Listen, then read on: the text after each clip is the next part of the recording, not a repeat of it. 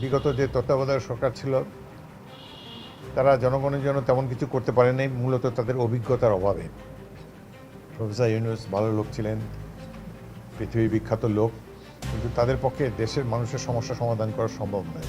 অর্থনীতির সূচক নিচের দিকে নেমে গিয়েছে, এই যে হামের টিকা আনেনি, বহু লোক জীবন গিয়েছে। এইভাবে অদক্ষ ব্যক্তিদের হাতে রাষ্ট্র পড়লে তখন জনগণের অনেক ভোগান্তি হয়।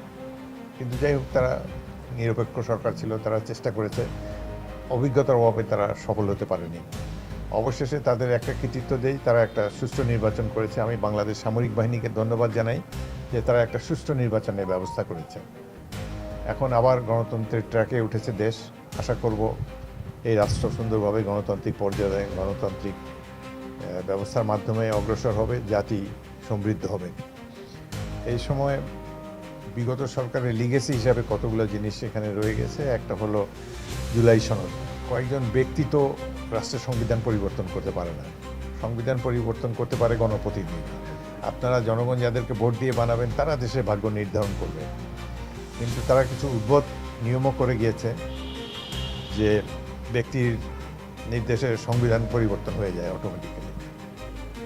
তো সংখ্যাগরিষ্ঠ দল বিএনপি, তারা জুলাই সনদে সই করেছে।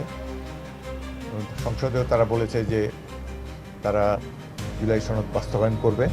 তবে কয়েকটি বিষয়ে বিএনপি নোট অফ ডিসেন্ট দিয়েছে, জনগণ তাদেরকে রায় দিয়েছে। সুতরাং ওই জুলাই সনদেও লেখা আছে যে রাজনৈতিক দল যারা নোট অফ ডিসেন্ট দিয়েছে তারা যদি জনগণের ম্যান্ডেট পায় তাহলে নোট অফ ডিসেন্টকে তারা কার্যকর করতে পারে। মূলত আমি দেখতে পাই যে বিরোধী দল এবং সরকারি দল তার মধ্যে খুব বেশি মতভেদ নেই। অল্প কিছুটা আছে, রাজনৈতিক উচ্চাল কিছু আছে, অন্যকে ডাউন করার একটা চেষ্টা আছে।